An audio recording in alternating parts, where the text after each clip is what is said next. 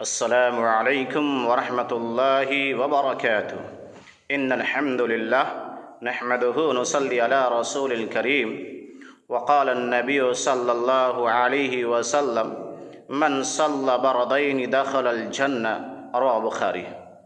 ساری تعریفیں اس رب العالمین کی جس نے ہم لوگوں کو ایک دینی مجلس کے اندر بیٹھنے کی توفیق عطا فرمایا۔ معزز سامعین کرام، مصلی حضرات، میں نے جو حدیث پڑھی بہت چھوٹی سی اور بڑا بہترین حدیث ہے، اور آج کی معاشرہ، آج کے حالات جو گزر رہا ہے، ان حالات کے لیے سب سے بہترین حدیث ہے۔ مسلمانوں کے لیے سب سے اہم چیز جو ہماری زندگی میں پانچوں صبح سے شام تک پورا دین میں ہے وہ ہے نماز۔ اہم چیز ہمارے لیے بنیادی جو چیز ہے وہ نماز ہے۔ اگر ہم مسلمان ہیں تو ہماری بنیادی چیز کیا ہے؟ نماز ہے۔ نماز کو اس طریقے سے ادائیگی کر لینا ہے کہ کوئی بھی چیز، کوئی بھی ایسی چیز، کوئی بھی ایسا کام آ جائے تو ہمیں وہ کام ترک کر دیں، لیکن نماز نہ چھوڑیں میرے بھائی، نماز نہ چھوڑیں۔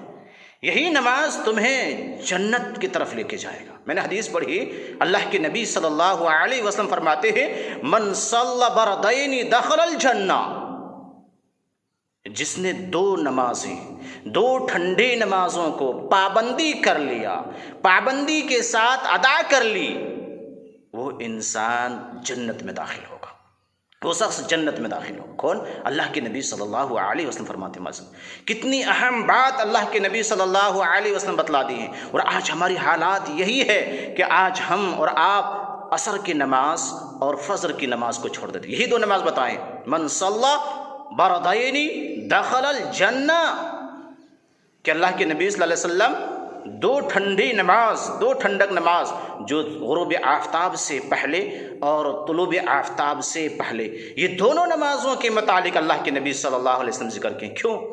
معلوم، اسی نماز میں فرشتوں کی تبدیلی ہوتی ہے۔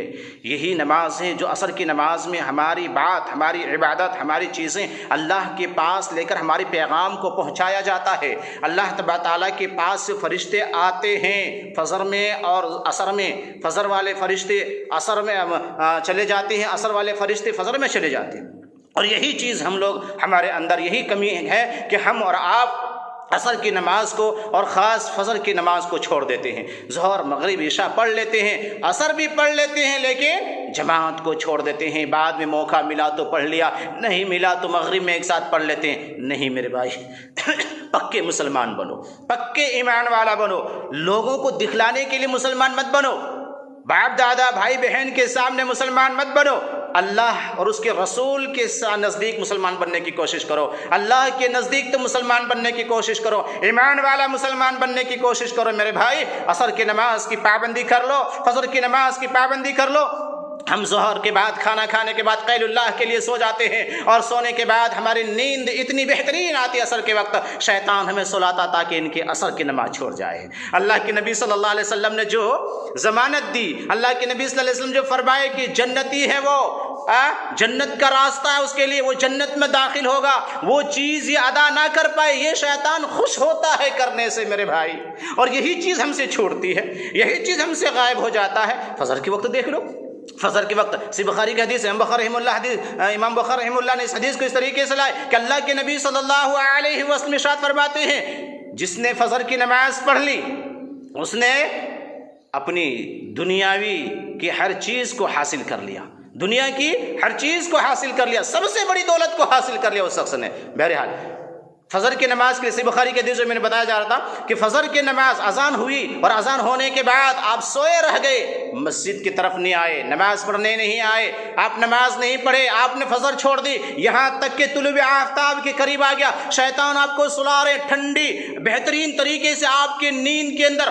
آپ کے پاس اس طریقے سے نیند، آپ کے پاس اس طریقے سے ٹھنڈک، اس طریقے سے سکونیت اختیار کر دیتے ہیں شیطان کہ آپ کا بڑا بہترین نیند آتی ہے، اور اسی وقت آپ سو جاتے ہیں اور اللہ کو بھول جاتے ہیں، اللہ کی عبادت کو بھول جاتے ہیں، نیند کو ترجیح دے دیتے ہیں، رب کی عبادت کو ترجیح نہیں دیتے میرے بھائی، تو کیسے مسلمان ہیں؟ اللہ کے نبی صلی اللہ علیہ وسلم فرماتے ہیں یہاں تک کہ سورج کی کرنیں نکلتے طلوع آفتاب ہوتا اور اگر وہ نہیں اٹھتا ہے شیطان اس کے کان میں پیشاب کرتا ہے، شیطان کان میں پیشاب کرتا ہے اور خوش ہوتا ہے میں جیت گیا، اور اللہ کے یہ بندہ ہار گئے، یہ اللہ کے بندہ ہار گئے، میں جیت گیا، اور وہ شیطان اتنا خوش ہوتا ہے اس کے کان میں پیشاب کر کے۔ جب ذرا سوچو جب شیطان کان میں پیشاب کر دے تو ہماری حالات کیا ہوگی؟ ہمارا دل ناپاک ہو جاتا ہے، ہمارے ذہن ناپاک ہو جاتا ہے، ہم گمراہی کی طرف جانے لگتے ہیں، ہم صحیح راستے کو نہیں دیکھ پاتے ہیں، رب کی عبادت کو نہیں دیکھ پاتے ہیں،